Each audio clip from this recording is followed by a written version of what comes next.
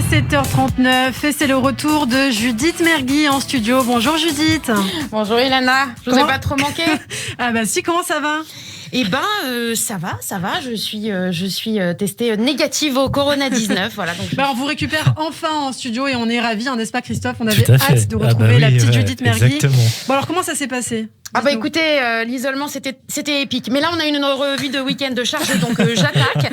Mais par contre demain, promis, rendez-vous 7h40, je vous débriefe de mon isolement, un vrai remake de Midnight Express et de Seul au monde. D'accord, alors rendez-vous demain pour le débrief et d'ici là on démarre avec la fameuse revue de week-end de Judith Mergui. Joe Biden élu président des États-Unis. Voilà, alors est-ce qu'on peut passer à autre chose maintenant ? Non, parce que là, franchement, on en a bouffé des élections US. Et puis alors après, les Français, en plus, se sont pris au jeu. Il y a un moment où vraiment, les gars, on n'a pas de green card. C'est pas parce que t'as compris les élections que tu deviens américain. Donc voilà, non, puis ce cirque campagne plus dépouillement qui dure plus longtemps que leur mandat, voilà. Au lendemain des résultats, Joe Biden fait la une de la presse. France Info titre par exemple « Élection américaine, que se passe-t-il si le président élu meurt avant son investiture ?» Ok, est-ce que là il y a vraiment besoin de rajouter une vanne, sans déconner ?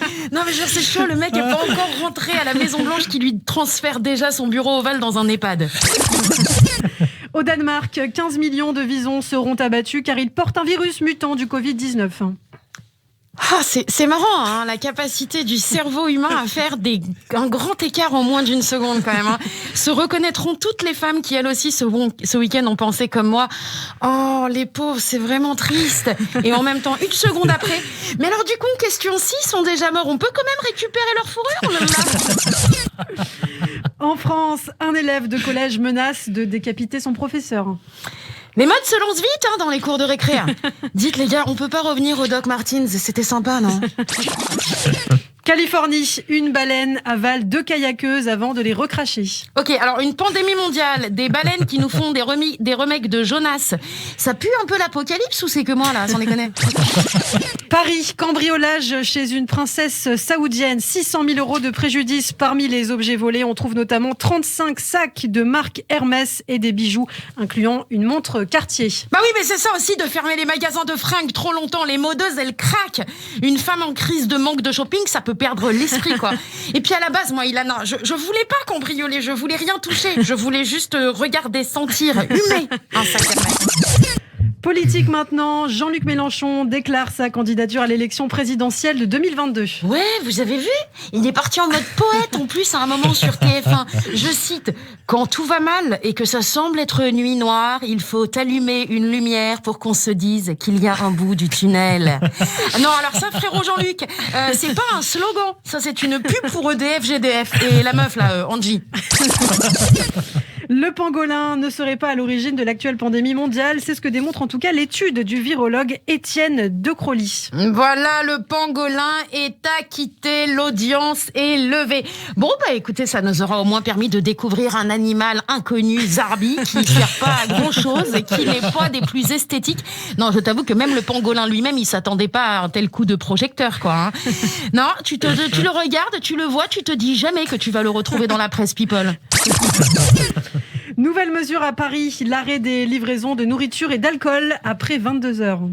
Ouais, alors moi je veux bien qu'on lutte à tout prix contre le Covid-19, mais juste un truc, à force de nous faire dormir et manger comme des poules, on n'est pas à l'abri de tous crever de la grippe aviaire.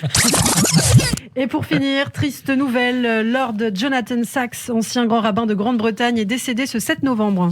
Oui, en effet. Et du coup, j'ai eu envie de vous quitter aujourd'hui sur une de ces citations. Une citation de ce grand homme.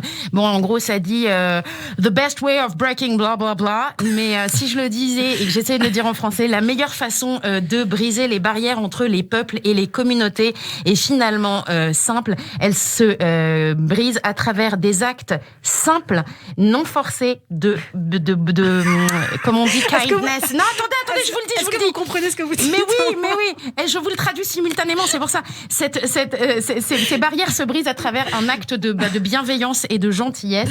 Un seul acte peut... Oh, vous m'énervez tous parce que je suis émue, c'était un grand homme. Eh bien, un seul acte comme ça peut remplacer tout un éloignement. Donc vraiment, voilà, allez renseignez-vous sur ce philosophe incroyable. On se renseignera. C'est un message positif. Merci beaucoup, Judith Mergui. Judith qui a des difficultés en anglais, ce que je vois. Oui, enfin, bon, la matière. C'est bon. Enfin, bref. J'allais dire merci beaucoup. Arrêtez, c'est moi la chef ici. Oui, D'accord. très bien. On va faire semblant de vous On respecter. parle très bien anglais. Well done, Ilana Faradian. Merci beaucoup, Judith Mergui. On vous retrouve dès demain en forme avec votre masque du futur, comme dirait notre réalisateur Raphaël. Oui, allez voir le podcast sur les réseaux sociaux pour voir mon masque transparent.